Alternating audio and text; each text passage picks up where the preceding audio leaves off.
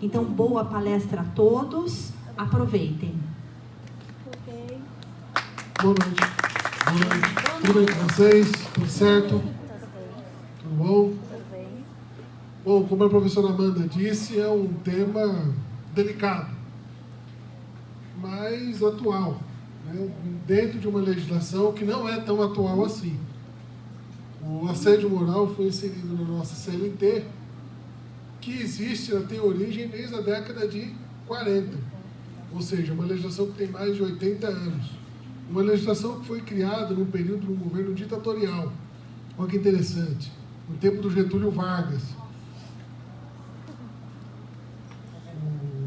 O presidente Getúlio foi chamado também de pai dos pobres, né? Eu lembro que na minha época de infância, os meus avós, tanto paterno e materno, meu avô paterno, ele era comunista.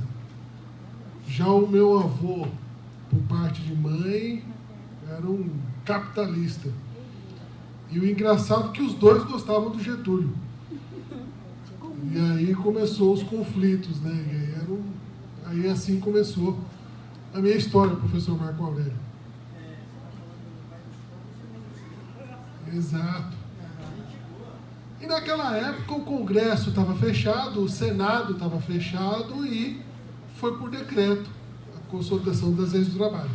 É óbvio que quando ela foi construída na década de 40, ela não tinha tantos direitos quanto tem hoje, inclusive ela não alcançava a questão de assédio moral naquela época. A questão de assédio moral é nova, né? E isso só para contar para vocês a origem da CLT. E a CLT também sofreu uma significativa mudança com a pejotização, com a uberização, com essas questões todas que temos no Brasil hoje. Em 2017, ela passou por uma reforma e aí ela não ficou tão interessante mais assim quanto ela era antes. Uma legislação protecionista, uma legislação paternalista. Bom, e o que é o assédio moral? Contando a história agora da CLT, o que vem a ser o assédio moral? O que caracteriza, o que evidencia o assédio moral, né? Ela é manipulação perversa, terrorismo psicológico, ou o que nós popularmente chamamos de bullying, né?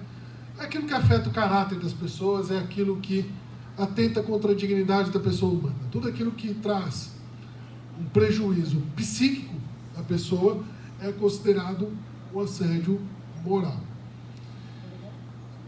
Ele é a conduta repetitiva, né? Ou seja, aquela postura isolada, não corriqueira, não cotidiana, não caracteriza assédio moral, né? Para haver isso, ela tem que ser uma postura rotineira, constante. Vale lembrar que o assédio moral também é uma medida sutil, porque o assediador, o sujeito que pratica o efeito psicológico nas pessoas, ele sabe do dano disso e ele não deixa geralmente rastros, ele não deixa geralmente pistas do que está acontecendo. Os exemplos eu trouxe ali: desqualificar profissionalmente, espalhar boatos, assediar e chamar a atenção em público, esconder uma ferramenta de trabalho, fazer acusações, boicotar informações acerca de tarefas caracterizam e evidenciam indícios de assédio moral. Os tipos de assédio moral, eles podem ocorrer tanto na situação vertical, horizontal, ascendente ou descendente ou misto. Então não existe assédio moral apenas na circunstância do chefe para o subordinado. O subordinado também pode praticar o assédio moral contra o chefe. As pessoas da mesma linha, do mesmo cargo, da mesma função, também podem praticar assédio moral. Ou seja, não há uma hierarquia. Ou seja, para a prática de assédio moral, precisa ser chefe? Não necessariamente. Às vezes o subordinado também comete o assédio moral. E o que não é assédio moral, né? Exigência profissional. Exigir, né, produção, postura do funcionário, aumento do volume de trabalho, mecanismos tecnológicos de controle, más condições de trabalho. Essas questões podem não evidenciar assédio moral de trabalho. As exigências profissionais têm que ter limite, evidentemente, tem que ter pontuação. Más condições de trabalho, quando eu digo isso, eu falo que eu tenho receio, porque as más condições de trabalho, às vezes você trabalha numa oficina mecânica.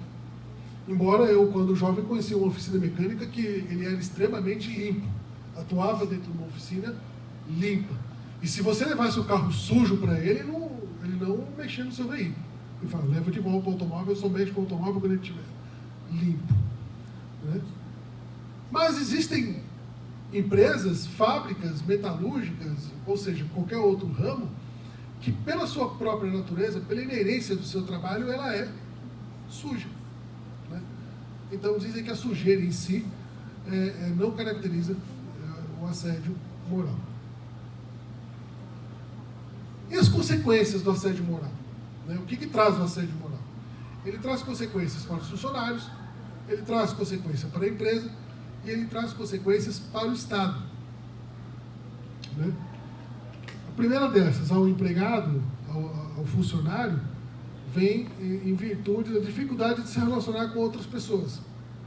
A tristeza, a sensação de inutilidade, a vontade de chorar por tudo, insegurança, pensamentos de suicídio, medo exagerado, entre outras circunstâncias. Né? A incursão do assédio moral, para ele ter caracterização, ele tem que trazer esse abalo psíquico na pessoa. Não é qualquer um que pode sofrer também um assédio moral. Há pessoas que são mais desprovidas, são mais desapegadas. Tem pessoas que têm outras circunstâncias, outras vivências, outras experiências, e essas experiências às vezes não convalidam o assédio moral. A mesma postura, às vezes, praticada por uma outra pessoa, pode evidenciar um assédio moral. Então depende da pessoa. Ela é muito subjetiva. Depende da circunstância também e do sujeito. E as consequências para a empresa? A empresa também sofre com isso. O assédio moral não é apenas um instituto para angariar lucro e produção para uma empresa. Né? Redução de produtividade, aumento de erros, ocorrência de acidentes, licenças médicas, indenizações trabalhistas, rotatividade de pessoas, né? O absenteísmo, que é a falta, exposição negativa da empresa ou da sua marca e multas administrativas. E eu vou explicar as multas administrativas um pouco mais à frente. E também tem as consequências para o Estado. O Estado também sofre as consequências do assédio moral. Custo com tratamentos médicos, o SUS, ou as clínicas e hospitais particulares que atuam também por convênios médicos.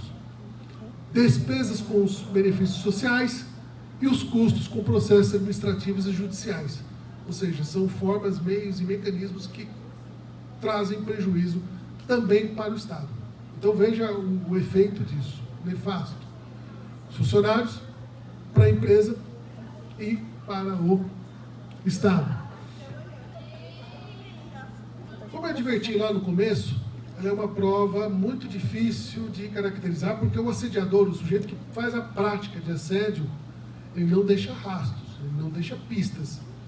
Mas, quando a gente precisa comprovar isso, a existência do assédio moral, nós temos que provar. Nós temos que deixar claro. Uma ação judicial, um processo judicial, ele é feito através de provas. Ou seja, quando a gente entra com uma ação na Justiça do Trabalho, a gente precisa ter comprovação daquilo que você está alegando. Isso é um ônus processual. Isso é uma característica de um processo. Você não pode simplesmente alegar um fato no processo sem provas. Porque um juiz, uma pessoa que está ali julgando, ele não te conhece. E ele não tem obrigação de acreditar naquilo que você está dizendo. Se fosse assim, seria fácil. Todos nós alegássemos qualquer coisa, contaríamos qualquer história e venceria a ação. Mas não, você precisa fazer prova. E na Justiça do Trabalho, como outros procedimentos judiciais, o ônus da prova é de quem alega. Quem diz que padeceu por assédio moral, ele precisa fazer prova. Né? E isso é necessário, como eu indiquei ali para vocês, né? Às vezes, a gente pode levar alguns indícios. Indícios não são provas. Indícios são resquícios de provas, né?